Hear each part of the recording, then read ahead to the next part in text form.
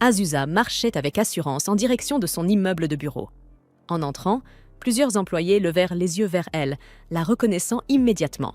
Ses propositions et ses dossiers remportaient régulièrement des prix. Arrivée au portique d'entrée, elle y passa son badge. Mais lorsqu'elle voulut avancer, le portique resta fermé. Intriguée, elle baissa les yeux, pour découvrir qu'elle avait, en réalité, scanné une carte de visite de service de plomberie au lieu de son identifiant. Pendant ce temps, dans le département de la publicité, Koskei se débattait avec la pile de dossiers qui l'attendaient lorsqu'Azusa entra et se dirigea vers son bureau. Plusieurs collègues la saluèrent à son arrivée, tandis que les autres continuaient d'affluer dans l'open space. Une fois les salutations passées, chacun retourna rapidement à son travail. Minori s'approcha d'Azusa avec une préoccupation. L'un des influenceurs qu'ils avaient contacté pour une promotion s'était désisté. Elle demanda à Azusa si elle avait une solution. D'un ton froid, Azusa lui rappela que c'était sa responsabilité de régler ce problème et qu'elle aurait dû venir avec une proposition au lieu de demander des idées. Néanmoins, elle suggéra que si l'influenceur ne pouvait pas participer, il pouvait recourir à un remplaçant, car plusieurs autres talents restaient disponibles pour le projet. Puis, elle alla trouver Koskei et lui tendit les documents qu'elle avait corrigés pour lui, afin qu'il les transmette au service de planification. En remarquant le désordre sur son bureau, elle le réprimanda, ce qui poussa Koskei à tout ranger précipitamment.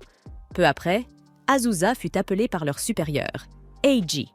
Alors qu'elle se dirigeait vers lui, deux collègues chuchotèrent à quel point elle était fiable, tandis que Koskei marmonna qu'en réalité, Azusa faisait plutôt peur. Les filles acquiescèrent à contre-cœur, admettant qu'elle pourrait être un peu plus aimable. Arrivée auprès d'Eiji, celui-ci l'informa de l'arrivée prochaine d'une nouvelle recrue au sein du département. Il voulait qu'Azusa se charge de sa formation. Un léger trouble passa dans le regard d'Azusa, mais Eiji la rassura. Le nouveau venu était talentueux et s'adapterait vite. Il ajouta qu'il serait bénéfique pour l'entreprise qu'une employée aussi accomplie qu'elle s'occupe de son apprentissage. Azusa esquissa un sourire à ce compliment et accepta la tâche, bien qu'intérieurement, elle en fût accablée. Elle avait travaillé dur pour se forger une image distante et glaciale, précisément pour éviter d'être conviée aux soirées arrosées après le travail. Malheureusement, Eiji semblait ignorer ce détail et continuait de croire qu'elle s'entendait parfaitement avec tout le monde. Cette idée la rendit encore plus morose, mais elle se promit de rester professionnelle. Avant même qu'elle puisse s'y attarder davantage, une voix énergique résonna dans le département pour saluer tout le monde. En se retournant, Azusa aperçut le nouveau venu, toi, en train de saluer Eiji avec respect. Te surprenant à la regarder, tu t'excusas d'interrompre leur conversation. Eiji vous présenta l'un à l'autre, ce qui t'amena à te présenter poliment à Azusa. Celle-ci te répondit d'un ton froid et distant. Pourtant, intérieurement, elle ne pouvait s'empêcher de s'émouvoir devant ton charme juvénile et ce côté un peu espiègle qui la déstabilisait. Mais elle refusa catégoriquement de laisser paraître ses émotions, consciente qu'Eiji lui confiait la lourde tâche de t'enseigner tout ce qu'elle savait. Fixant ton visage, Azusa se promit en silence de tout faire pour te former correctement, malgré ses lacunes en communication. Elle t'emmena dans la salle de merchandising et expliqua que l'entreprise avait d'abord commencé comme un studio de jeux vidéo avant de s'étendre à d'autres secteurs tels que l'habillement, l'immobilier et bien plus encore. Elle insista sur le fait que, parce que l'entreprise couvrait un champ aussi vaste d'activités, leur département devait en permanence jongler avec plusieurs projets à la fois. Ensuite, elle te fit rapidement visiter les différents espaces du bâtiment, les bureaux, la cuisine, la photocopieuse, les toilettes les plus proches, et même le coin des snacks gratuits. Convaincue d'avoir fait un tour complet, elle se sentit satisfaite d'elle-même, certaine de t'avoir montré l'essentiel. Sans plus tarder, vous vous mîtes au travail. Mais, un peu embarrassée, Yu osa l'interpeller pour lui avouer qu'il ignorait totalement quelles étaient ses tâches du jour. Azusa se figea. Emportée par la visite, elle avait complètement oublié de t'expliquer tes véritables responsabilités. Retrouvant aussitôt son sang-froid, elle déclara d'un ton ferme que tu allais l'accompagner à une réunion d'affaires et que, pour l'instant, ton rôle serait simplement de l'observer et d'apprendre. Avant de partir, elle insista sur un point fondamental. Il fallait s'entraîner à échanger des cartes de visite, rituel essentiel de la bienséance professionnelle. Azusa tenta de faire la démonstration, mais en essayant trop fort d'ouvrir son étui, elle en fit tomber tout le contenu sur le sol. Rougissante et figée par sa propre maladresse, elle te vit aussitôt te pencher pour ramasser les cartes et les lui tendre avec politesse. Comme prévu, Azusa et Yu accueillirent ensuite leurs invités à l'entrée de l'entreprise et les escortèrent jusqu'à la salle de réunion. Elle demanda si ta présence était acceptable et tu te présentas avec aisance, offrant ta carte de visite exactement comme elle te l'avait montré quelques minutes plus tôt. Puis Azusa commença sa présentation. En apparence, elle fut impeccable. Ses propos clairs, son ton posé, sa prestance assurée. Mais intérieurement, elle se sentait perturbée par ton regard attentif qui la rendait étrangement nerveuse. Tout au long de la réunion, elle dut lutter contre son propre trac. À la fin, tu la félicitas pour son professionnalisme. Azusa te remercia, bien qu'elle se sente mentalement vidée. Elle réalisa que l'heure du déjeuner approchait et se demanda s'il était convenable, en tant qu'aînée, d'être celle qui t'inviterait à sortir manger. Elle commence à sourire toute seule en pensant à un joli restaurant où il pourrait aller. Yu remarque ce sourire, mais il est surpris quand son expression se transforme soudainement en panique. Dans son monologue intérieur, Azusa s'inquiète. Inviter Yu à déjeuner, est-ce que ce ne serait pas considéré comme du harcèlement? Elle redoute aussi de paraître froide ou inaccessible si elle ne l'invite pas. Son anxiété s'aggrave encore à l'idée qu'elle ne saurait peut-être même pas tenir une conversation légère pendant le repas. Voyant son air troublé, Yu lui fait une remarque. Décontenancée, Azusa annonce brusquement qu'elle a une autre réunion et lui dit d'aller déjeuner sans elle. Elle s'éloigne rapidement, essayant de cacher la rougeur de son visage. Une fois à bonne distance, elle se laisse glisser contre un mur et soupire, se demandant comment elle peut jouer le rôle de mentor, alors que sa personnalité rend même les interactions les plus simples si difficiles. En fin de journée, Yu l'approche pour lui dire qu'il rentre chez lui. Azusa acquiesce, puis se reproche en silence d'avoir répondu d'un ton trop sec. Avant de partir, Yu la remercie de veiller sur lui, avouant qu'il était très nerveux pour son premier jour. Azusa lui dit que c'est normal pour un nouveau de commettre des erreurs et l'assure qu'il pourra toujours compter sur elle. Elle lui offre encore quelques mots d'encouragement avant son départ. En sortant, ses autres collègues s'arrêtent aussi pour discuter avec lui de sa première journée. Le soir, alors qu'Azusa rentre seule dans les rues sombres, elle se sent coupable. Elle réalise qu'elle a passé plus de temps à se soucier de son image qu'à penser aux sentiments de Yu. Elle se promet que le lendemain, elle sera plus attentive et directe avec lui. Le jour suivant, Yu discute tranquillement avec ses collègues lorsque Azusa apparaît et leur ordonne froidement de s'écarter. Ils lui cèdent aussitôt le passage.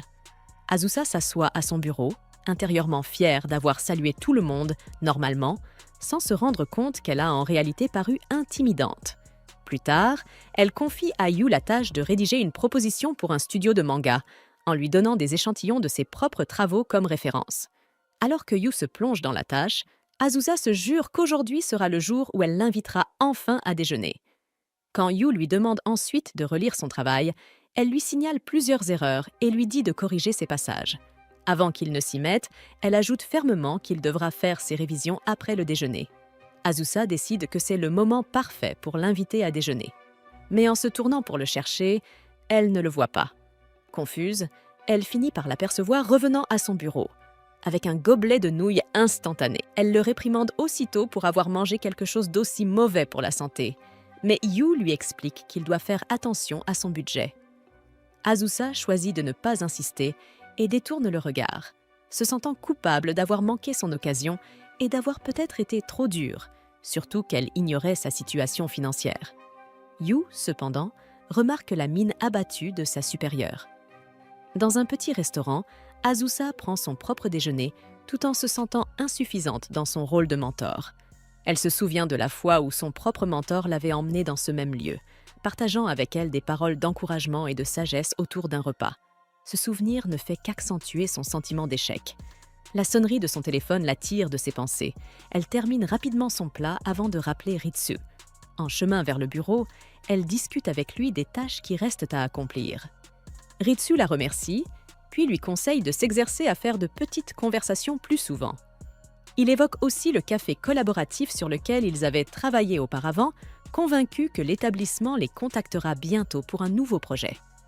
Azusa approuve, notant que ce serait une bonne opportunité de formation pour Yu. Ritsu, amusée, apprend qu'Azusa a maintenant un stagiaire sous sa responsabilité. Il la taquine en lui disant de ménager le petit nouveau, sachant pertinemment que ses compétences en communication ne sont pas son point fort. Quand Azusa proteste intérieurement en affirmant qu'elle s'est plutôt bien débrouillée aujourd'hui, Ritsu lui rétorque franchement que ses habituelles réponses courtes ne sont pas de vraies conversations. Depuis son bureau, il observe Yu et prévient Azusa que les jeunes employés de nos jours n'hésitent pas à changer de travail s'ils se sentent négligés. Azusa s'inquiète aussitôt à l'idée que Yu puisse la quitter à cause de son manque de tact en tant que mentor. Ritsu suggère qu'elle lise un livre de développement personnel, mais Azusa fait la moue, affirmant qu'elle n'a pas besoin qu'une success story lui dicte comment s'améliorer. Elle met fin à l'appel et retourne au bureau. Au coucher du soleil, le département de la communication termine sa journée. Azusa boucle ses propres tâches et rentre chez elle, s'arrêtant dans une librairie pour acheter plusieurs ouvrages de développement personnel sur la communication et le mentorat. Une fois dans son appartement, elle se rend compte qu'elle a oublié d'acheter de quoi dîner. En ouvrant son réfrigérateur, elle n'y trouve rien et se contente de nouilles instantanées. Elle se sermonne elle-même pour avoir mangé exactement ce qu'elle avait reproché à Yu, mais se console en se disant qu'au moins, elle accompagne son repas d'un jus de lait. Plongée dans ses livres, Azusa découvre que la première règle pour être un bon supérieur est d'accueillir tout le monde avec énergie et un sourire. Se souvenant de son salut glacial du matin, elle réalise qu'elle avait fait exactement l'inverse. Pour s'exercer, Azusa prend un petit miroir et commence à tester son sourire et ses salutations. Mais son propre reflet lui paraît si crispé et inquiétant qu'elle abandonne aussitôt, décidant de passer au conseil suivant. Le livre suggère que, plutôt que d'être stricte, elle devrait encourager son subordonné avec des compliments. Ce conseil la trouble, car elle sait qu'elle devra forcément corriger les erreurs de Yu tôt ou tard. Allongée sur son canapé, elle commence à se demander si elle est réellement faite pour être mentor. Ses pensées sont interrompues lorsqu'elle se souvient des nouilles qu'elle avait laissées de côté. En vérifiant, elle découvre qu'elles sont trop cuites. Attristée, elle casse ses baguettes et se met à manger malgré tout. Le lendemain matin, Azusa se réveille en retard. Paniquée, elle s'empresse de se préparer, inquiète de l'impression qu'elle donnerait à Yu si elle arrivait après l'heure. Heureusement, elle parvient à accélérer sa routine et arrive au bureau parfaitement présentable. Là, elle aperçoit Yu, qui la salue chaleureusement. Azusa s'apprête à lui rendre son salut, mais se fige lorsqu'elle surprend Akemi et Minori chuchotant à son sujet. Elles disent qu'elle est stricte et effrayante, et que la seule raison pour laquelle on tolère son absence de compétences sociales, c'est qu'elle excelle dans son travail. Ces paroles la blessent, et Azusa laisse tomber sa tablette, révélant des post-it remplis de rappels sur la communication.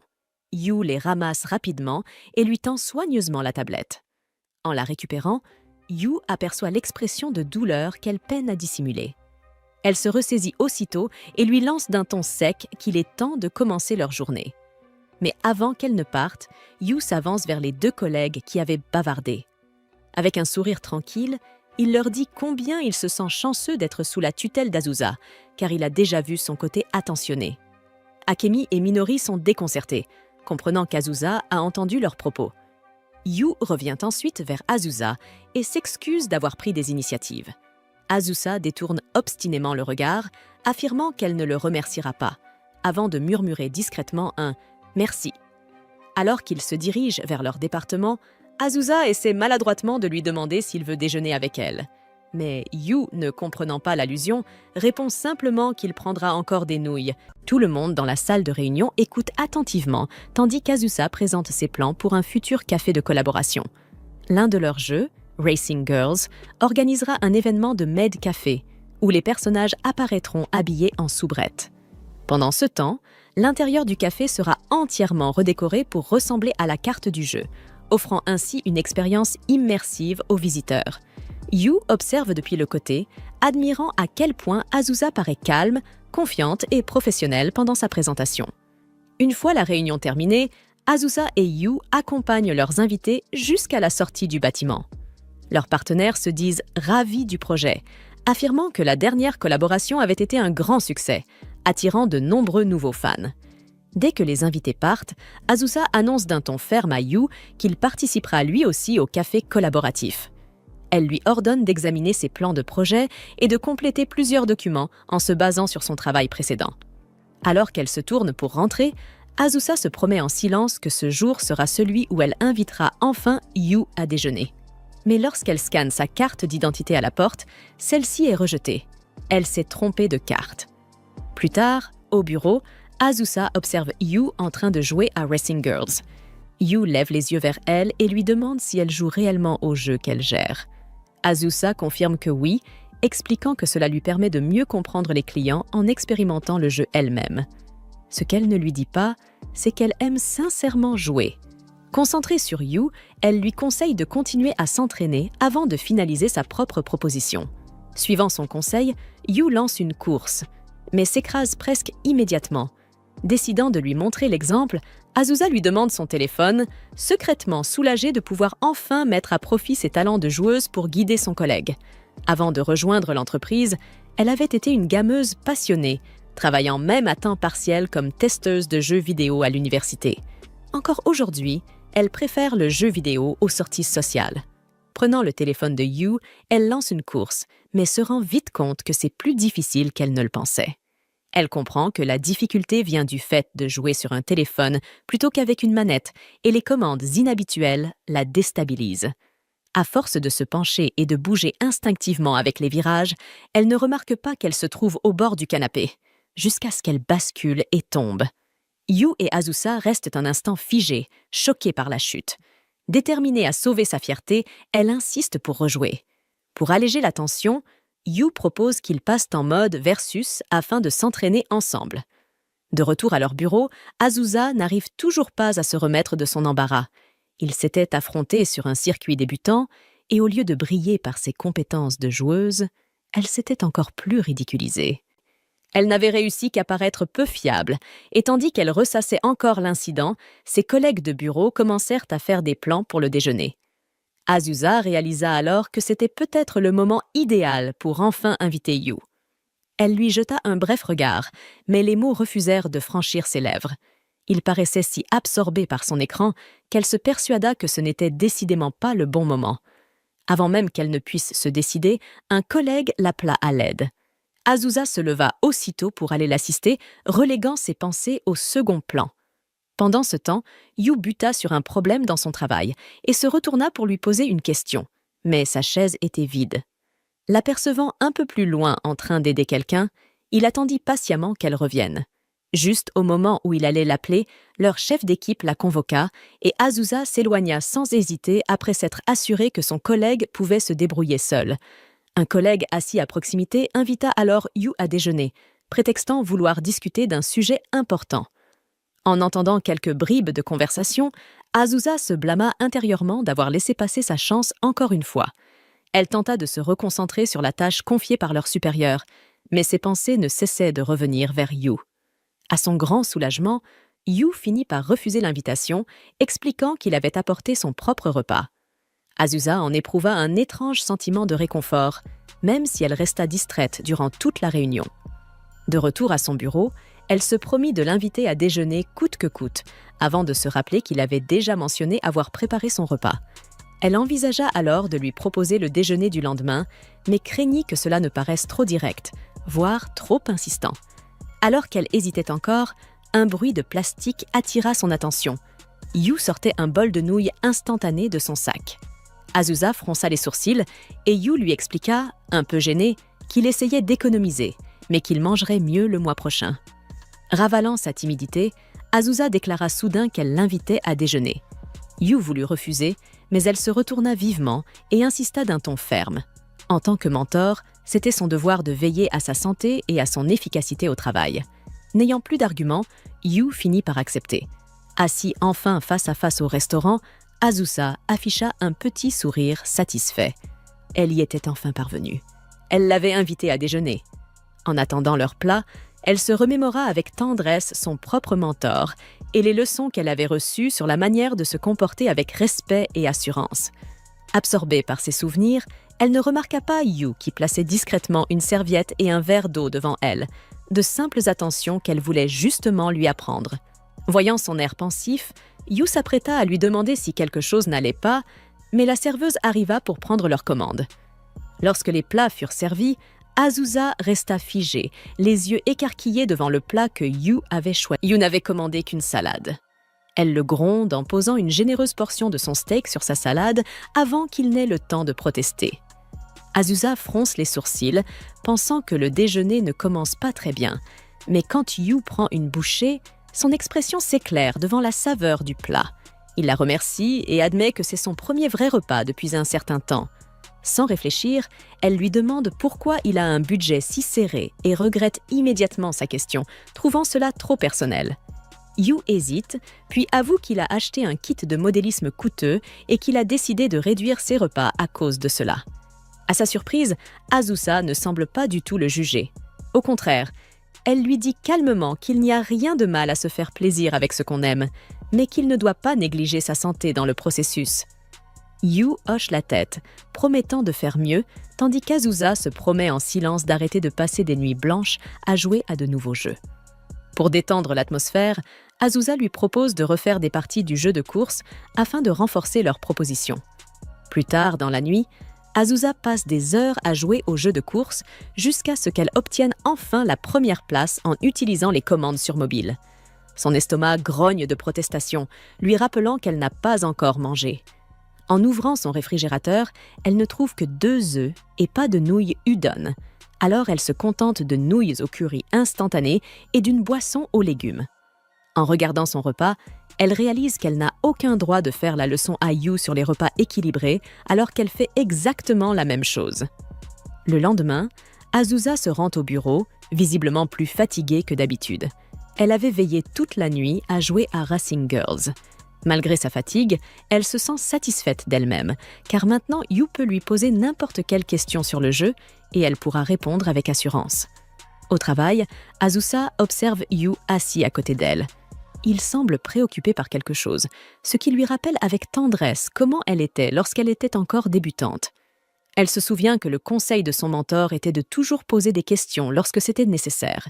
Le fait que son mentor le souligne rendait son supérieur beaucoup plus accessible. Décidée à faire de même, elle dit fermement à Yu qu'il devrait lui poser ses questions immédiatement dès qu'il en a une. Yu la remercie de s'en inquiéter, mais la rassure en lui disant qu'il va bien. Cette réponse surprend un peu Azusa, car elle avait prévu de l'aider aujourd'hui. En retournant à son travail, elle jette un coup d'œil à Yu en s'attendant à ce qu'il lui pose une question, mais il ne le fait pas. Elle essaie de rester près de lui, prétextant aller chercher de l'eau et revenir, mais Yu ne dit rien. Finalement, Azusa tente de le pousser à poser une question, mais Yu décline poliment l'offre une fois de plus. Azusa se dirige vers les canapés, se demandant pourquoi Yu ne l'a pas encore approché. Elle commence à s'inquiéter d'avoir peut-être créé une atmosphère peu accueillante et que le déjeuner d'hier n'ait pas suffi à la rendre plus accessible. Elle décide que la solution est simple. Il lui suffit de l'inviter à nouveau à déjeuner aujourd'hui.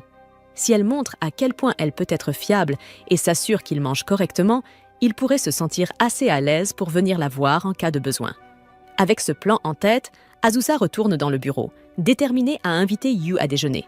Cependant, elle entend une conversation entre lui et leurs collègues au sujet du déjeuner. Yu accepte d'aller avec eux et suggère même d'inviter Azusa, mais les autres rejettent l'idée. Ils disent à Yu qu'Azusa ne veut jamais se joindre à eux et qu'elle participe rarement aux événements de l'entreprise. Yu semble surpris, mais accepte malgré tout de déjeuner avec eux. Entendant ses pas s'approcher de la sortie, Azusa s'éloigne rapidement, espérant qu'ils n'ont pas remarqué qu'elle écoutait. Une fois la porte de l'ascenseur fermée, elle jette un coup d'œil depuis le coin, se sentant de nouveau découragée d'avoir échoué à l'inviter. Azusa décide de passer sa pause déjeuner seule dans un parc voisin. Alors qu'elle mange un repas modeste, elle réfléchit à la rapidité avec laquelle Yu apprend et à ses compétences déjà impressionnantes. Cette pensée l'inquiète, car s'il continue à assimiler les choses aussi vite, il pourrait bientôt trouver ses leçons inutiles. Elle se rend également compte qu'elle ne lui a pas vraiment montré ses meilleures qualités ces derniers temps. Avant qu'elle ne puisse s'attarder davantage, son téléphone sonne. C'est un appel d'un de leurs partenaires commerciaux, et elle décroche immédiatement dans son ton habituellement posé. Pendant ce temps, Yu et ses collègues passent par le parc en revenant au bureau. Yu aperçoit Azusa au téléphone, travaillant avec diligence même pendant sa pause. Il s'arrête un instant pour l'observer, silencieusement impressionné, jusqu'à ce que ses collègues l'appellent et qu'il se dépêche de les rejoindre. À la fin de la journée, Azusa remarque que Yu est toujours à son bureau. Elle tente de lui offrir son aide, mais il insiste pour dire qu'il a seulement besoin de peaufiner la proposition et que tout le reste est déjà pris en charge. À la sortie de l'immeuble, Azusa passe sa carte, mais hésite à quitter complètement le portail. La culpabilité la tiraille de laisser Yu travailler seule, alors elle se tourne vers leur appartement. En le voyant concentré à son bureau, elle se sent soudain gênée de l'interrompre. Tentant de se faufiler discrètement, elle se fait rapidement surprendre par Yu. Rougissante, elle explique qu'elle est revenue parce qu'elle avait oublié de terminer certaines tâches, puis s'assoit et allume son ordinateur. Le temps passe, et Azusa finit par rappeler à Yu qu'il devrait rentrer, car le dernier train est sur le point de partir. Yu refuse, disant qu'il a presque fini, mais la remercie de s'inquiéter pour lui et lui dit qu'elle devrait partir avant lui. Puis, presque timidement, il avoue qu'il trouve sa proposition inspirante, pas seulement pour l'écriture elle-même, mais pour tout son éthique de travail. Il veut créer quelque chose dont elle serait fière. Lorsqu'il se tourne vers elle, il est surpris de voir des larmes monter dans ses yeux. Il lui tend rapidement des mouchoirs, et Azusa lui dit que, même si c'est bien de travailler dur, il ne devrait pas se surmener. Elle ajoute qu'il s'en sort vraiment bien, même beaucoup mieux qu'elle ne l'avait fait lorsqu'elle avait commencé. Yu la remercie d'être attentionnée et de l'avoir invitée à déjeuner, avouant qu'il sait qu'elle préfère manger seule. Pris de panique, Azusa laisse échapper qu'elle voulait en réalité manger avec lui, que cela n'avait absolument rien de gênant. En réalisant ce qu'elle vient de dire, son visage devient d'un rouge vif et elle cache son embarras en lui disant sévèrement de finir son travail. Lorsque Yu termine enfin, Azusa réserve un taxi pour eux, mais le processus prend tellement de temps que Yu s'endort en attendant. Azusa dépose silencieusement son manteau sur lui et lui attache même son écharpe autour du cou. Yu se réveille, surpris d'être ainsi emmitouflé, tandis qu'Azusa sourit simplement pour elle-même, satisfaite, en attendant leur voiture. Azusa et Yu sont invités à discuter des préparatifs d'une prochaine fête arrosée, organisée pour célébrer le mariage imminent d'un de leurs collègues. À la simple mention du mot « mariage », Azusa ressent une légère angoisse lui serrer la poitrine, se rappelant combien sa mère la presse ces derniers temps de rencontrer quelqu'un. Leur supérieur leur explique qu'ils comptent combiner la célébration du mariage avec la fête de bienvenue de Yu, pour n'en faire qu'un seul événement. Il ajoute qu'il souhaite confier l'organisation à Yu, estimant que ce sera une bonne occasion pour lui d'apprendre à recevoir des invités. Il demande également à Azusa de guider Yu dans le choix du restaurant et du cadeau pour le couple. Azusa accepte, tout en sentant une inquiétude monter en elle. Elle sort rarement avec ses collègues et n'a aucune idée des restaurants qu'ils pourraient apprécier, encore moins du genre de cadeaux à acheter. Une fois leur patron parti, laissant les préparatifs entre leurs mains, Azusa, tâchant de paraître sûre d'elle, déclare qu'ils vont commencer la planification immédiatement. Peu après, tous deux se retrouvent dans une boutique de produits de luxe. Yu observe les étagères avec curiosité, se demandant quel serait le meilleur cadeau à offrir. Azusa lui explique que l'art d'offrir un présent est une compétence essentielle, non seulement dans le milieu professionnel, mais aussi pour apprendre à évoluer dans la société. Pendant que Yu parcourt les vitrines, Azusa sort discrètement son téléphone pour chercher en ligne quel cadeau conviendrait le mieux. Elle peste intérieurement contre son manque d'expérience. Sa nature introvertie l'a poussée à éviter tant de mariages qu'elle ne se souvient même plus du dernier auquel elle a assisté. Elle se rappelle aussi qu'elle n'a plus été invitée à des mariages récents, sans doute parce qu'elle n'a jamais montré beaucoup d'intérêt auparavant. Malgré tout, elle est déterminée à bien guider Yu, même si elle est aussi perdue que lui. Ses yeux s'arrêtent bientôt sur une étagère remplie de tasses. Un ensemble en particulier attire son attention, une paire de mugs assortis décorés d'adorables chats. Yu remarque la lueur d'intérêt dans son regard alors qu'elle en saisit une pour l'examiner de plus près. Intrigué, il s'approche et lui demande si elle pense que ces mugs feraient un bon cadeau. La proximité soudaine de Yu la surprend et, dans un geste maladroit, elle laisse tomber la tasse, qui se brise au sol. Yu s'excuse aussitôt de l'avoir surprise, mais Azusa insiste que ce n'est pas sa faute. Lorsque la vendeuse s'approche pour vérifier, Azusa ne peut s'empêcher de se dévaloriser à cause de sa maladresse habituelle. Elle tente d'insister pour payer la tasse cassée, mais Yu demande calmement s'il reste une autre paire disponible, car il souhaiterait les acheter. Azusa proteste, affirmant qu'elle devrait au moins partager les frais, mais Yu répond simplement qu'il aime le design et qu'il compte bien les utiliser lui-même. Avant qu'elle puisse répliquer, il est déjà à la caisse en train de régler la note. Azusa se sent vaincue et se promet de trouver, coûte que coûte, le cadeau parfait pour le couple. En cherchant sur son téléphone, Azusa se félicite intérieurement de ses talents de recherche, affinés au fil des années passées à se plonger dans les jeux vidéo. Lorsque Yu termine son achat, elle déclare avec assurance qu'il doit la suivre, car elle a déjà trouvé le cadeau parfait.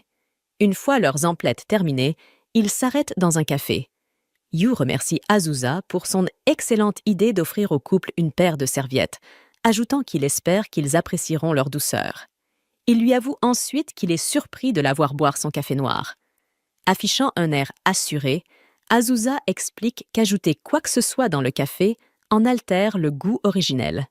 Yu semble impressionné, mais confie qu'il préfère son café avec un peu de sucre. Il prend une gorgée, tandis qu'Azusa jette un regard envieux à sa tasse, se demandant pourquoi elle a voulu paraître si prétentieuse. Elle se remémore son ancienne mentor, toujours en train de boire du café noir avec élégance, et voulait sans doute l'imiter. Se convainquant que le café ne sert qu'à la garder éveillée, Azusa prend une gorgée, avant de pousser un cri en découvrant son amertume. Voyant sa réaction, Yu lui propose d'aller chercher de la crème ou du sucre. Elle répond aussitôt qu'il devrait ramener les deux. Après avoir adouci sa boisson, son humeur s'éclaircit, jusqu'à ce qu'elle réalise qu'elle vient de se ridiculiser devant son collègue plus jeune. Tentant de reprendre contenance, Azusa change de sujet et propose de passer à la prochaine étape, réserver un lieu pour la fête. Comme les célébrations doivent avoir lieu juste avant la Golden Week, elle craint que la plupart des restaurants soient déjà complets. Ils sortent leur téléphone pour chercher de bons endroits. Tandis que Yu parle des restaurants possibles, Azusa se surprend à l'observer discrètement. Au lieu de se concentrer sur ses suggestions, elle se demande s'il aime boire et réfléchit aux petits détails qu'elle a appris sur lui jusque-là. Remarquant son regard, Yu tente d'attirer son attention, mais Azusa lui demande brusquement s'il apprécie l'alcool. Yu admet qu'il n'est pas vraiment amateur de boissons. Azusa joint ses mains avec enthousiasme, ravie de découvrir qu'ils partagent le même sentiment. Se reprenant aussitôt, elle se calme et lui dit qu'il ne doit jamais se forcer. Boire n'a de sens que lorsqu'on se sent à l'aise avec les gens qui nous entourent. Yu la remercie, soulagé de ne pas devoir faire semblant. Il mentionne pourtant qu'il a entendu dire qu'Azusa a tendance à éviter les soirées arrosées. Sentant la légère inquiétude dans sa voix, Azusa le rassure. Elle participera à celle-ci puisqu'elle servira aussi à fêter son arrivée dans l'entreprise. Elle lui conseille néanmoins qu'il est tout à fait normal de refuser une invitation à boire s'il n'en a pas envie. Rassuré par ces mots, Yu lui sourit, puis avoue soudain qu'il aimerait bien boire un verre avec elle. L'aveu de Yu prend Azusa complètement au dépourvu et elle laisse échapper, sans réfléchir, qu'elle ne voit aucun intérêt à boire avec lui. Aussitôt, elle regrette ses paroles. Elle se réprimande intérieurement pour avoir semblé si froide alors que Yu n'avait fait que tenter d'être aimable. Ne trouvant aucun moyen de rattraper sa maladresse, elle s'empresse de saisir son téléphone et déclare qu'ils doivent réserver un restaurant au plus vite. Le lendemain matin, Azusa se rend au travail, toujours accablée par la culpabilité d'avoir repoussé Yu. En arrivant à son bureau, elle remarque une tasse décorée de motifs de chat posée à côté de son ordinateur. Elle demande à Yu d'où elle vient. Gêné, il explique qu'il n'a vraiment besoin que d'une seule tasse. Il ajoute qu'il avait remarqué à quel point elle semblait aimer ce modèle, alors il a décidé de lui offrir la seconde en guise de remerciement. Touchée et troublée, Azusa bafouille qu'elle l'utilisera comme porte-brosse à dents. Le soir venu, la soirée bière commence enfin. Azusa a été chargée de porter le toast d'ouverture. Elle le garde bref, précisant à tout le monde qu'ils devraient blâmer leur patron de lui avoir confié cette tâche, car elle n'a rien de sentimental à dire.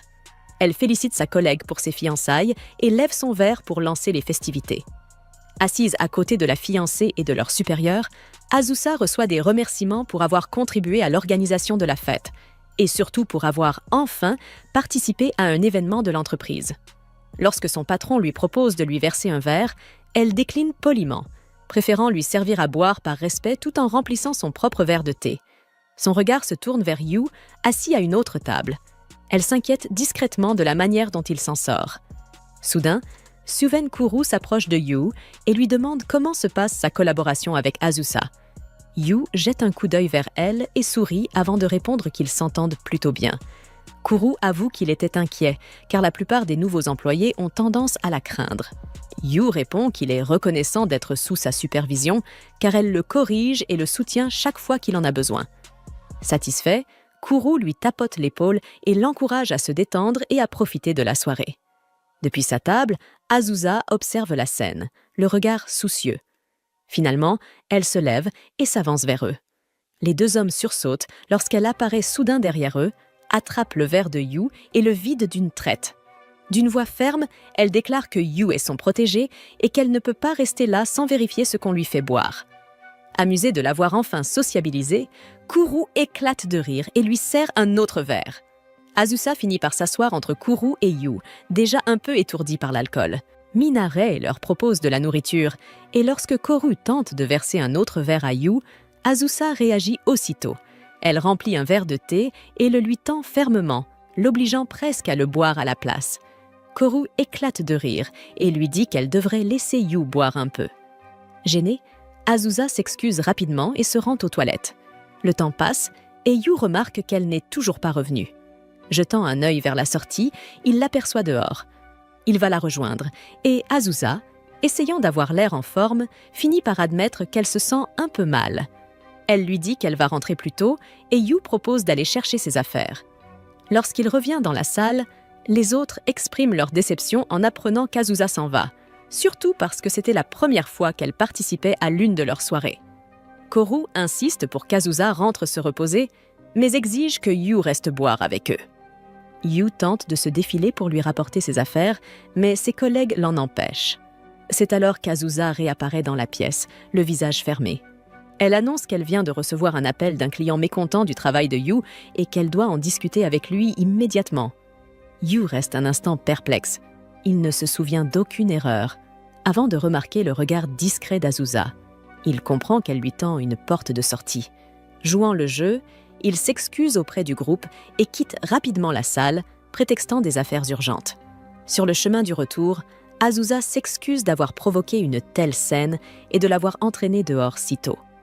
Yu lui répond qu'au contraire, il lui est reconnaissant, car il n'avait pas vraiment envie de boire. Soulagée, Azusa garde pourtant un teint pâle. Yu lui suggère alors de faire une pause avant de continuer à marcher. Debout près d'un banc, Azusa lui demande timidement s'il la trouve effrayante en tant que mentor. Elle explique qu'elle l'a trouvé un peu nerveux pendant la soirée et qu'elle s'est demandé si c'était à cause d'elle. Yu admet qu'il était effectivement nerveux, mais uniquement parce que c'était sa première fête d'entreprise. Cela n'avait rien à voir avec elle.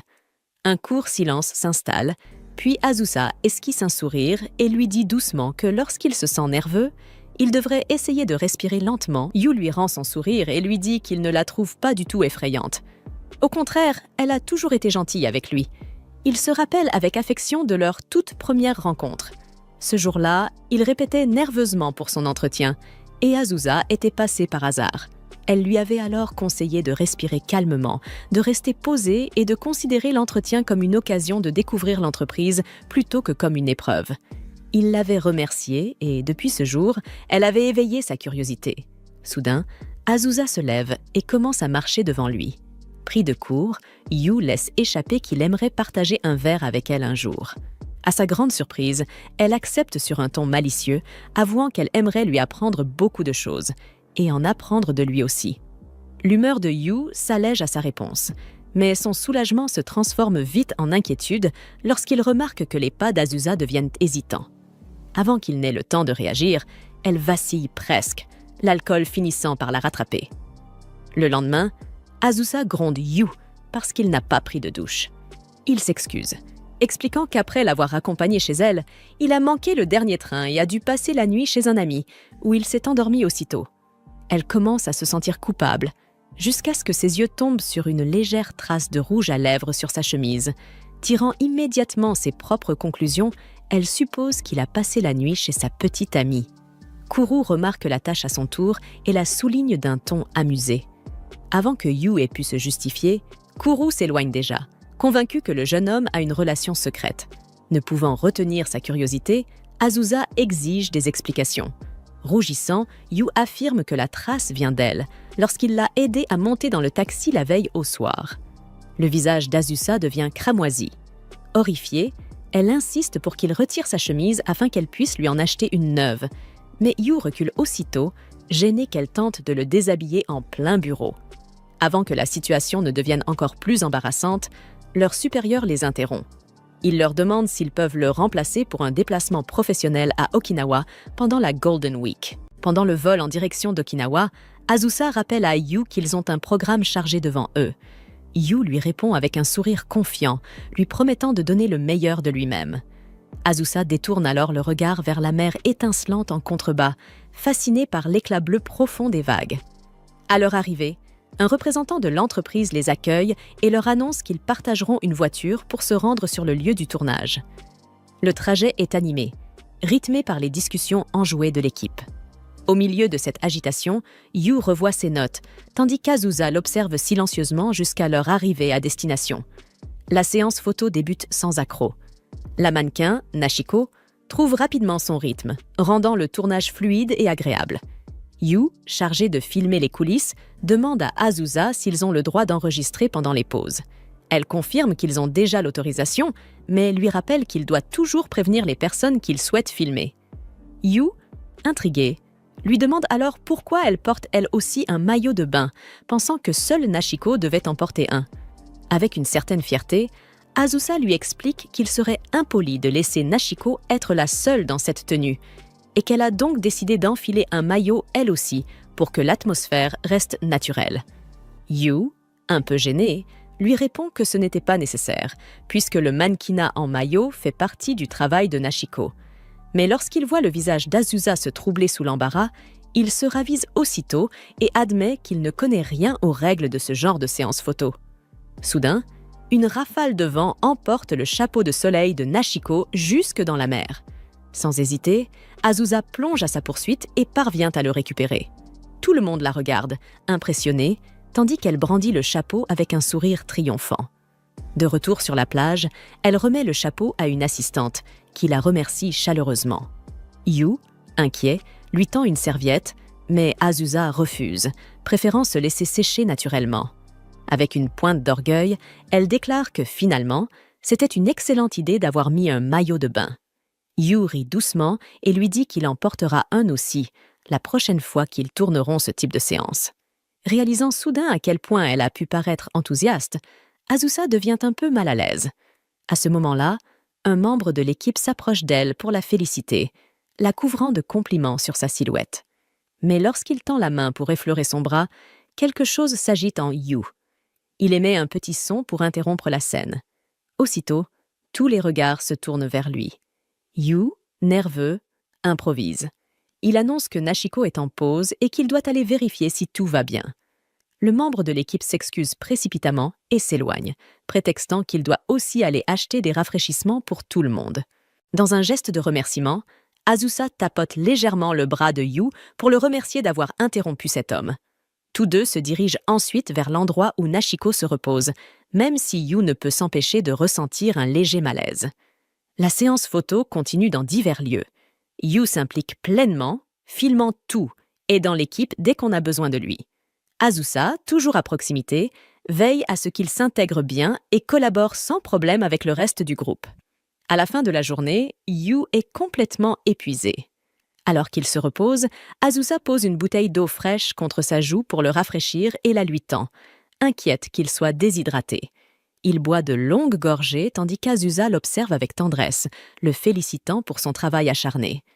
Réalisant qu'elle a prononcé ces mots avec trop de naturel, son visage s'empourpre aussitôt.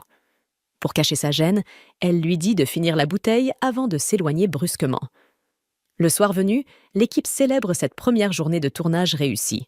Tout le monde est ravi d'être à Okinawa, profitant du travail comme de la bonne ambiance. Les compliments pleuvent. On félicite Azusa pour avoir si bien organisé le planning, rendant le déroulement de la séance fluide et sans accroc.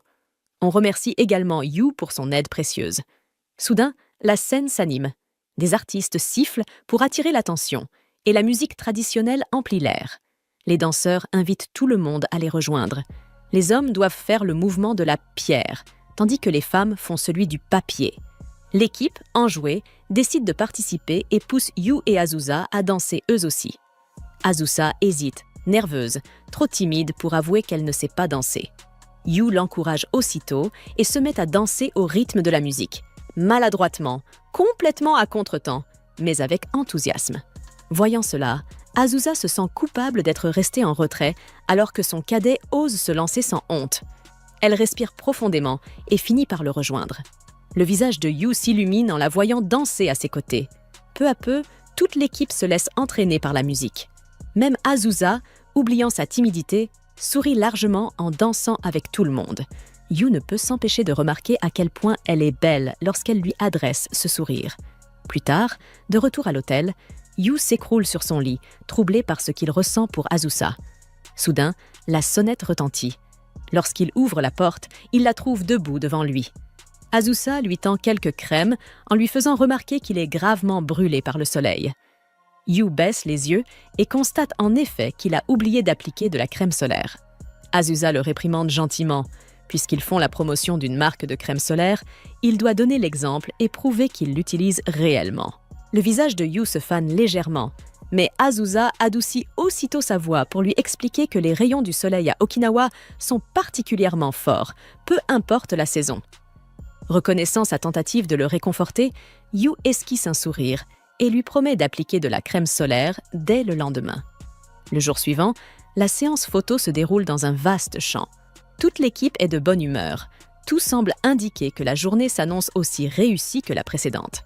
Azusa remarque à quel point le soleil tape fort, mais le tournage continue comme prévu. Contrairement à la veille, centré sur la plage, le thème du jour met en valeur les lieux emblématiques de la ville d'Okinawa. Il visite même un sanctuaire où Nashiko tire une prédiction dans une petite boîte de fortune. Après avoir visionné les photos du sanctuaire, l'équipe retourne à la plage pour discuter des dernières étapes. Comme tout est désormais bouclé, Azusa annonce avec un grand sourire que l'après-midi est libre. Les membres de l'équipe exultent à la nouvelle. Ils vont enfin pouvoir explorer Okinawa à leur guise. Azusa, cependant, hésite. Elle aimerait inviter Yu à faire un peu de tourisme avec elle, mais craint que cela paraisse autoritaire ou qu'il préfère simplement passer son temps seul.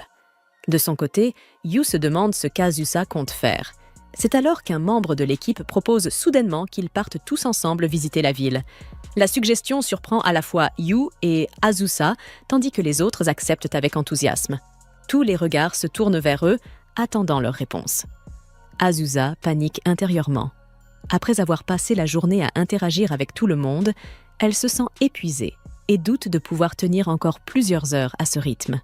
Pourtant, elle tente de se convaincre qu'elle peut bien faire un dernier effort avant le retour. Mais Yu, remarquant son inconfort, intervient avant qu'elle ne dise quoi que ce soit. Il déclare qu'ils préfèrent utiliser leur temps libre pour réfléchir à de nouvelles idées en vue de leur futur café collaboratif. Soulagée, Azusa s'empresse de soutenir son idée. Travailler un peu lui permettra d'éviter la cohue. L'équipe se sépare donc en petits groupes. Une fois seule, Azusa avoue que Yu lui a sauvé la mise, puis lui demande quel café il souhaite visiter en premier. Yu consulte rapidement son téléphone, mais le nombre d'options le déroute. Azusa se penche par-dessus son épaule et choisit sans hésiter un endroit pour commencer. Ils se rendent d'abord dans un café chaleureux à l'esthétique traditionnelle, où le thé est servi dans de petites tasses en argile.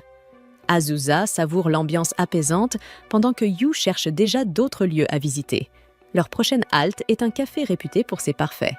Il reste bouche bée en voyant le groupe de jeunes filles à la table voisine commander un gigantesque parfait, bien plus grand que les leurs. Au coucher du soleil, ils terminent leur parcours dans un café surplombant la mer, baigné par la lumière dorée du soir. Yu commence à esquisser quelques idées pour le Khaled Café, mais son attention s'égare lorsqu'il remarque Azusa contemplant l'océan, le visage éclairé d'un doux sourire. Il reste un instant figé, captivé par la sérénité qui se dégage d'elle. Sur le chemin du retour vers leur nouvel hôtel, Yu se sent revigoré, heureux d'avoir terminé leur dernier jour en explorant les cafés d'Okinawa. Il réalise à quel point l'ambiance y est différente de celle des cafés de Tokyo, plus chaleureuse, plus apaisante, presque hors du temps. De son côté, Azusa repense à la détermination de Yu. Malgré les longues heures de travail, il ne s'est jamais plaint et a même profité de son temps libre pour continuer à avancer. Elle espère qu'il a tout de même apprécié ce voyage, même si la majeure partie en a été consacrée au travail. Remarquant qu'elle devient silencieuse, Yu se tourne vers elle pour s'assurer que tout va bien. Azusa lui sourit rapidement et le remercie pour les images des coulisses qu'il a filmées, un travail précieux pour la suite du projet. Mais à leur arrivée à l'hôtel, une surprise les attend. Le personnel leur annonce qu'une seule chambre a été réservée. Ils essaient de clarifier la situation, mais la réceptionniste insiste. La réservation est bel et bien faite ainsi. Ce qu'ils ignorent, c'est que Minori, chargée des réservations, a simplement confondu chambre simple avec 2 lits et 2 chambres simples, croyant qu'il s'agissait de la même chose. Azusa tente de voir s'il est possible de réserver une autre chambre, mais tout est complet à cause des vacances de la Golden Week. Résignée, elle accepte la situation, se disant qu'ils trouveront bien un moyen de s'arranger une fois installés. Plus tard, après avoir pris son bain, Azusa réfléchit à tout cela. Même si la chambre comporte 2 lits séparés, l'idée de dormir dans le même espace la rend nerveuse. Elle envisage un instant de chercher un autre hôtel, mais se rend vite compte qu'il est trop tard pour espérer trouver une chambre libre un soir férié. Elle pousse un long soupir. Décidément, elle a le don pour attirer ce genre de malchance.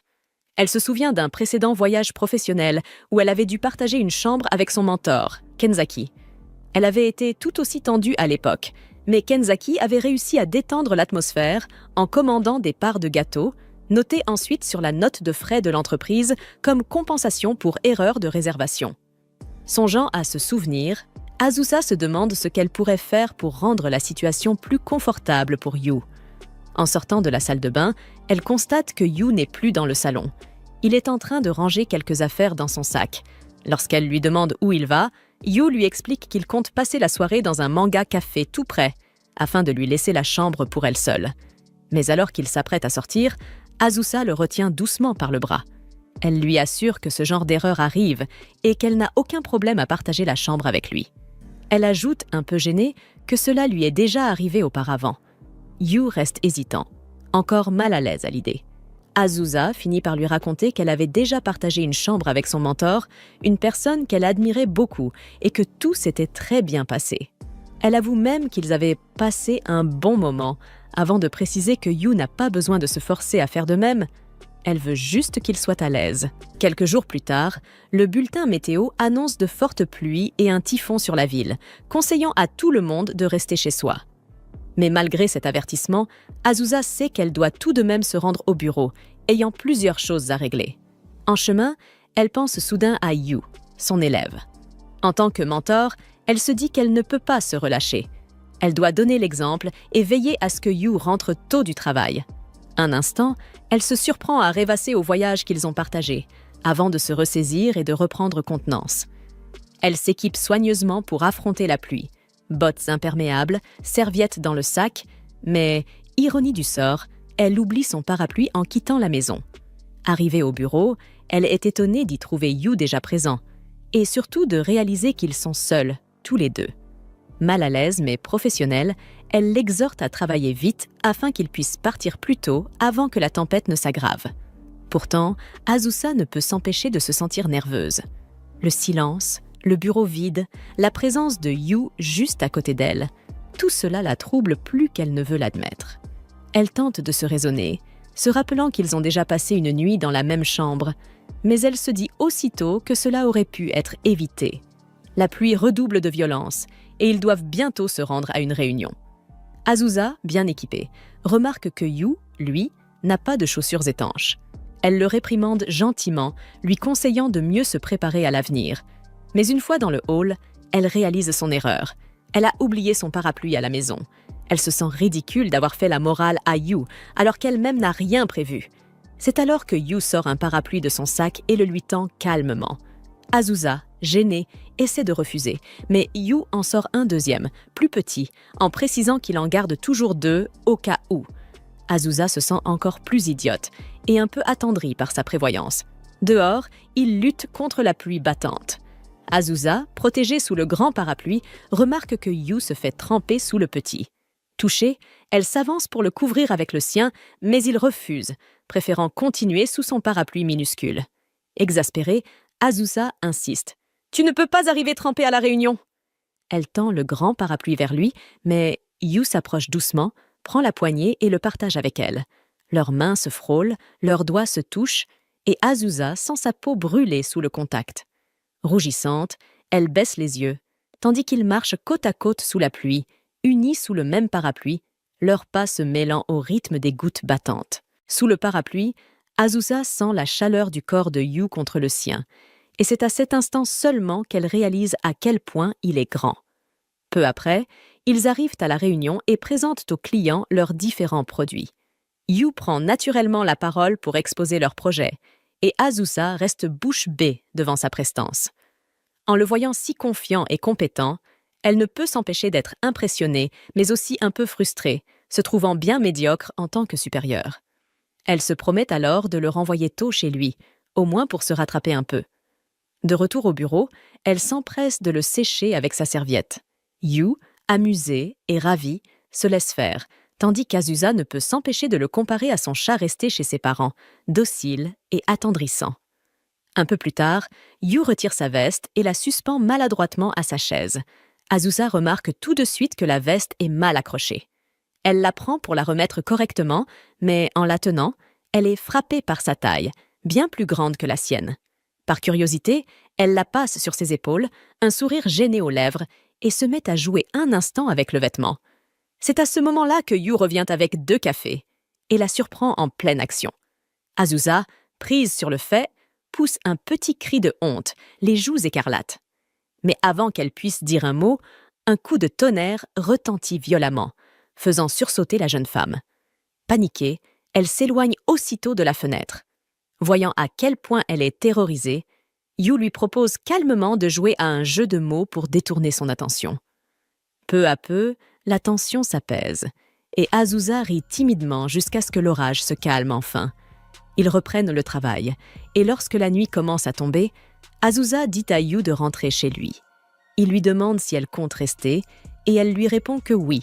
Elle travaillera depuis chez elle le lendemain, donc elle veut terminer quelques tâches aujourd'hui. Gentiment, Yu lui propose de l'aider. Ses yeux s'illuminent à cette offre, et elle lui demande d'aller chercher un dossier au département des ventes, pendant qu'elle assiste à une réunion en ligne. En le voyant partir, Azusa se demande comment il peut être aussi attentionné. Pendant ce temps, Yu arrive au service des ventes, où il retrouve une vieille connaissance. Les 2 hommes échangent quelques mots chaleureux, puis son ami lui demande un petit coup de main, s'il n'est pas trop occupé. Toujours serviable, Yu accepte sans hésiter. De son côté, Azusa termine sa réunion, fière d'avoir réussi à faire partir Yu plus tôt. Mais à sa grande surprise, lorsqu'elle lève les yeux, Yu est toujours là. Elle lui demande, un peu agacée, pourquoi il n'est pas encore parti. Yu explique calmement qu'il aidait un ami, le même qu'il avait soutenu quand il cherchait du travail. Cette justification met Azusa hors d'elle. Furieuse, elle se lève d'un bond et marche d'un pas vif vers le département des ventes. Lorsqu'elle retrouve l'ami en question, elle le réprimande sévèrement. La voix tremble. Le collègue d'Azusa tente de se justifier, affirmant qu'il avait bien précisé à Yu qu'il ne devait l'aider que s'il était libre. Mais Azusa ne croit pas un mot de ses explications. Furieuse, elle le fixe droit dans les yeux et lui rétorque d'un ton glacial que, en tant que supérieur, ils savent très bien qu'un junior ne refuse presque jamais une demande d'un aîné, et qu'il a profité de cette situation. Elle ajoute sèchement qu'il est hors de question de faire supporter à Yu des tâches supplémentaires, surtout si cela l'oblige à faire des heures supplémentaires. Puis, sans attendre de réponse, elle tourne les talons et quitte la pièce, laissant derrière elle un lourd silence. Le collègue, embarrassé, s'excuse auprès de Yu, qui le rassure avec un sourire gêné. Yu remercie ensuite Azusa pour avoir pris sa défense. Elle, toujours un peu bougonne, lui rappelle qu'il a parfaitement le droit de dire non, même à un supérieur. Yu hoche doucement la tête, comprenant le message. Plus tard, alors qu'ils s'apprêtent à rentrer chez eux, la tempête redouble de violence. Le vent est si fort qu'Azusa manque de s'envoler avec son parapluie. Voyant cela, Yu s'empresse de venir à son secours et lui propose de partager son parapluie.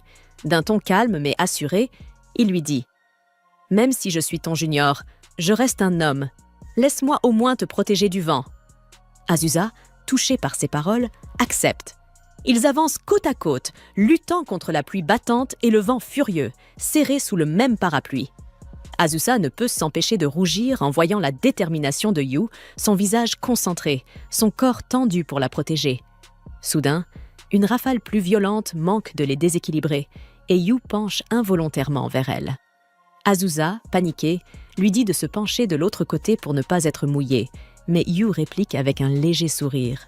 « Penche-toi plutôt vers moi. » Ces mots font battre le cœur d'Azusa et lorsque le vent souffle de nouveau, elle n'a pas d'autre choix que de se rapprocher de lui, leurs épaules se touchant, leurs pas s'accordant dans la tempête. Dans le train du retour, le silence s'installe, un peu gêné, un peu chargé d'une douce tension. Ils se remercient mutuellement pour cette journée, chacun évitant le regard de l'autre.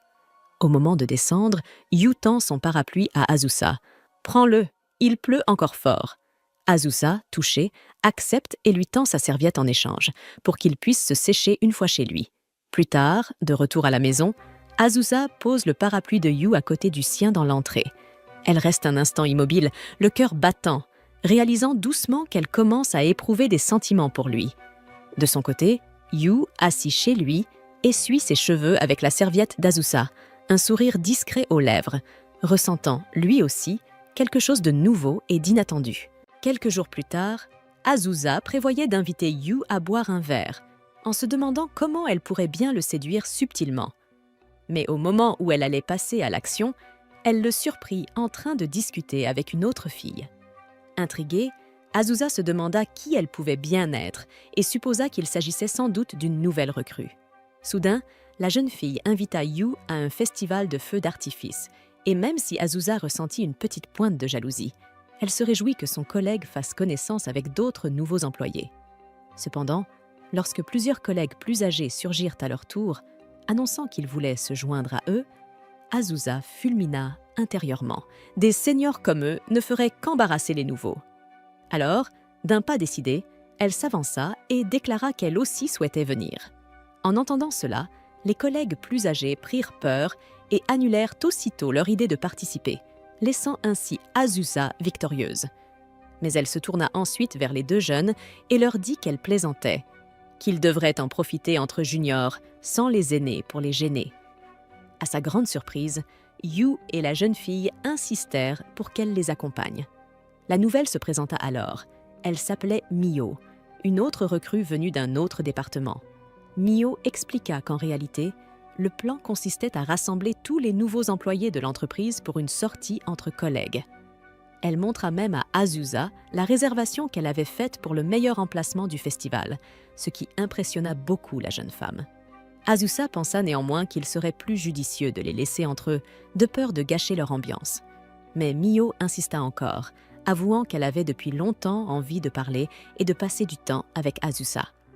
Ce soir-là, en rentrant chez elle, Azusa réfléchit longuement à ce qu'elle allait porter. Comme il s'agissait d'un festival, elle eut l'idée de mettre un yukata. Elle se souvint que sa mère lui en avait acheté un et décida de l'appeler pour en parler. Sa mère, toute excitée, crut aussitôt qu'il s'agissait d'un rendez-vous amoureux. Azusa, gênée, la rassura aussitôt en lui disant que non, personne n'avait encore touché ses joues, une manière assez maladroite de dire qu'il ne s'agissait pas d'un date romantique. Elle demanda ensuite à sa mère de lui envoyer une photo du yukata en question, mais en le voyant, Azusa trouva qu'il avait l'air affreusement ringard. Elle décida alors qu'elle irait en acheter un nouveau elle-même. Le lendemain, un peu nerveuse, elle se rendit dans une boutique de yukata, hésitant sur le modèle à choisir. Une vendeuse vint gentiment lui proposer son aide, mais Azusa, mal à l'aise, la repoussa un peu sèchement, ce qui fit fuir la pauvre employée. Tout en feuilletant le catalogue, Azusa se surprit à se demander quel style de yukata Yu aimerait la voir porter. Rougissant aussitôt à cette pensée, elle secoua la tête, choisit rapidement un modèle qu'elle jugea pas trop mal et décida d'en rester là. De retour chez elle, Azusa essaya d'apprendre à enfiler son yukata en regardant des vidéos sur YouTube. Mais après avoir visionné des dizaines de tutoriels et passé des heures à s'y acharner, elle n'y arriva toujours pas. Le lendemain, découragée, elle alla voir Mio. En lui parlant du yukata, Mio lui révéla que personne n'avait prévu d'en porter, ce qui fit réaliser à Azusa qu'elle s'était un peu trop emballée. Cependant, grâce à son enthousiasme, Mio décida finalement d'en mettre un aussi. Ravie d'entendre cela, Azusa lui demanda alors comment elle comptait enfiler le sien. Quand Mio expliqua qu'elle allait simplement se rendre dans un salon pour laisser des professionnels s'en charger, Azusa décida d'en faire autant. Après leur conversation, Mio croisa Yu dans le couloir et, avec un petit sourire taquin, lui confia qu'Azusa prévoyait de venir au festival en yukata. L'image fit aussitôt battre un peu plus vite le cœur de Yu. Le jour du festival arriva enfin. Yu, Mio et les autres nouveaux employés attendaient Azusa à l'endroit convenu. Certains d'entre eux demandèrent à Yu si Azusa était vraiment aussi sévère que le disaient les rumeurs, mais il prit aussitôt sa défense. Et c'est à ce moment précis qu'Azusa apparut, vêtue d'un magnifique yukata jaune. La voir ainsi fit littéralement rougir Yu. Après les présentations, le petit groupe se mit en route vers le festival. La première chose qu'ils firent fut de chercher quelque chose à grignoter. Azusa annonça qu'elle voulait des nouilles froides, mais Yu et Mio lui expliquèrent qu'il n'y en avait pas dans ce genre de stand. Ils lui proposèrent plutôt des takoyaki. En entendant cela, Azusa sortit son portefeuille et le leur tendit avec un air de « maman généreuse ». Lorsqu'ils refusèrent poliment, elle les réprimanda en leur disant que la nourriture de foire coûtait cher et qu'il ferait mieux d'utiliser son argent. Devant son insistance, ils finirent par accepter. Ils revinrent bientôt avec une boîte fumante de takoyaki, un plat qu'Azusa n'avait encore jamais goûté. Mais dès la première bouchée, elle se brûla la bouche et se mit à tousser, provoquant la panique de ses deux jeunes collègues. Ils se précipitèrent pour lui acheter une glace pilée afin de la rafraîchir. Pendant qu'ils mangeaient, Mio et Yu se mirent à plaisanter ensemble, riant comme de vieux amis. Azusa les observa, un peu jalouse que Yu ne soit jamais aussi détendu avec elle. Plus tard, les deux juniors s'arrêtèrent à un stand de tir et commencèrent à jouer, tandis qu'Azusa les regardait de loin.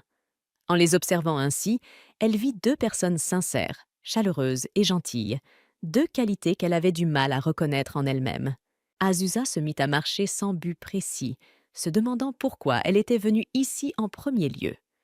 Avant même de s'en rendre compte, elle s'était perdue, et l'une de ses sandales s'était cassée. En voulant appeler quelqu'un, elle réalisa que son téléphone n'avait plus de batterie. Elle avait oublié de le recharger. Résignée, elle décida de s'asseoir sur un banc, attendant simplement, tout en se demandant pourquoi la vision de Yu, si proche d'une autre fille, lui serrait autant le cœur. Soudain, Mio apparut, haletante après l'avoir cherchée un peu partout. En voyant la sandale cassée d'Azusa, elle s'assit doucement à côté d'elle. Elle envoya un message à Yu pour lui dire où elle se trouvait, puis ajouta que Yu était mort d'inquiétude, ce qui fit aussitôt rougir Azusa.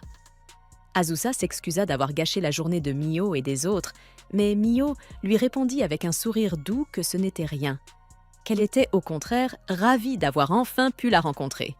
Elle poursuivit en disant que Yu parlait souvent d'Azusa, qu'il la décrivait comme une personne formidable, très différente des rumeurs qui circulaient à son sujet. Azusa tenta de l'interrompre, gênée par tant d'éloges, mais cela ne fit que confirmer aux yeux de Mio que Yu avait raison. Azusa était réellement quelqu'un de bon et de sincère. À ce moment-là, Yu surgit à son tour, le visage marqué par l'inquiétude. En voyant la sandale abîmée, il s'agenouilla sans hésiter. Avec un simple mouchoir et une pièce de monnaie, il réussit à réparer la sandale, au grand étonnement des deux jeunes femmes. Ils reprirent ensuite la route vers le lieu du feu d'artifice. Au milieu de la foule, Azusa, sans trop réfléchir, tendit la main vers Yu. Celui-ci la saisit doucement et leurs doigts s'entrelacèrent. Tous deux se sentirent soudain terriblement nerveux, mais aucun ne voulut lâcher. Quand ils arrivèrent à l'endroit idéal, Mio s'éloigna un instant pour aller leur chercher des boissons. Et c'est alors que les premières fusées éclatèrent dans le ciel. Les lumières colorées se reflétaient dans leurs yeux émerveillés. Azusa, sans détourner le regard des feux d'artifice, se demanda silencieusement si leur relation aurait été différente, si elle n'avait pas été sa supérieure. Quelques jours plus tard, Yu vaquait tranquillement à ses occupations lorsqu'il aperçoit soudain Azusa en pleine réunion, lui faisant discrètement un signe sans qu'il en comprenne la signification. Il ignore qu'elle essaie de lui demander de récupérer son téléphone resté sur son bureau. Lorsque son supérieur l'interpelle brusquement, elle finit par lui dire à haute voix d'aller chercher son téléphone, et Yu comprend enfin ce qu'elle voulait. Plus tard, durant sa pause, Mio surgit et lui demande pourquoi il a l'air déprimé, devinant qu'Azusa l'a sûrement réprimandé. Yu confirme qu'elle l'a effectivement grondé et remarque surtout que, lorsqu'elle perd ses moyens, son dialecte régional ressort. Mio, perplexe, ne voit pas du tout de quoi il parle. Durant les heures de travail, Yu a du mal à se concentrer tandis que son téléphone ne cesse de sonner. Azusa s'en aperçoit et, lorsqu'elle lui demande ce qui se passe, Yu lui explique que ses parents lui envoient des messages sans arrêt, ce qui le perturbe pendant qu'il travaille. Azusa le sermonne en lui disant qu'il devrait être reconnaissant que ses parents prennent encore de ses nouvelles, mais elle regrette aussitôt d'avoir dit cela trop sèchement. Elle remarque ensuite que les parents de Yu l'appellent Yu-chan, ce qu'elle trouve adorable, contrairement à Yu, très embarrassée. Elle se met à le taquiner en l'appelant Yu-chan, ce qui le fait rougir encore plus, puis elle lui suggère d'aller rendre visite à sa famille. Yu lui répond que, même s'ils vivent tout près, ce n'est pas toujours facile d'avoir des parents qui passent souvent vérifier s'il a laissé traîner la vaisselle ou si sa chambre est en désordre. Plus tard chez elle, Azusa réalise qu'elle comprend parfaitement ce que ressent Yu. Elle aussi préfère que ses parents ne voient pas comment elle vit réellement. Elle finit par aller faire des courses dans un quartier commerçant où elle n'était pas allée depuis longtemps. Elle s'enthousiasme en découvrant de nouveaux produits qu'elle n'a jamais testés, mais ce qui l'excite le plus, ce sont les bento en promotion. Juste au moment où elle s'apprête à en prendre un, quelqu'un l'appelle. C'est Yu, venu faire ses propres achats. Il lui explique que c'est son quartier. Il lui demande ce qu'elle achète et même si elle est venue pour acheter un bento à prix réduit, elle ne veut absolument pas qu'il découvre qu'elle ne cuisine pas. À ce moment-là, ils aperçoivent un couple en train de choisir des ingrédients pour préparer leur dîner ensemble. Quand Azusa se tourne vers Yu, elle croit le voir envier le couple, sans deviner que Yu se demande en réalité s'ils ne donnent pas, eux aussi, l'impression d'être un couple faisant ses courses ensemble. Par curiosité, Azusa lui demande alors s'il aimerait avoir une petite amie qui cuisine bien. Elle regrette aussitôt sa question, mais Yu lui répond que c'est effectivement une qualité appréciable. Cependant, il ajoute qu'il aimerait surtout l'idée de cuisiner ensemble et d'apprendre avec sa petite amie, ce qui remplit Azusa de joie. Il lui demande alors une nouvelle fois ce qu'elle est venue acheter et, lorsqu'elle répond « des légumes », il lui propose des épinards moutarde bien frais, ruinant ainsi son plan d'acheter des bento en promotion. Le lendemain, au bureau, Yu remarque des pansements sur les doigts d'Azusa. Elle prétend qu'il s'agit simplement de coupures de papier, ne voulant pas qu'il découvre qu'elle s'entraîne à cuisiner soudain, la mère d'Azusa l'appelle. Se souvenant de son propre sermon adressé à Yu à propos des parents, Azusa lui tend un stylo en lui disant de « réparer ça », puis s'éloigne pour répondre à l'appel. Azusa dit à sa mère qu'elle ne devrait pas l'appeler pendant ses heures de travail, mais celle-ci n'a pas pu attendre. Elle lui demande si elle a enfin un petit ami, se souvenant qu'elle voulait porter un yukata, puis elle ajoute que si ce n'est pas le cas, elle lui arrangera un mariage. Pour éviter cette catastrophe, Azusa répond à la hâte qu'elle a un petit ami, avant de raccrocher. Mais en se tournant, elle aperçoit Yu, qui a tout entendu. Elle lui demande pourquoi il se trouve là. Yu lui explique qu'il ne comprend pas ce qu'elle voulait dire par « réparer son stylo ». C'est là qu'Azusa réalise que son dialecte régional s'est échappé et que par « réparer », elle voulait simplement dire « ranger ». Elle demande à Yu si son dialecte ressort souvent. Il essaie de la rassurer, mais son expression trahit la vérité.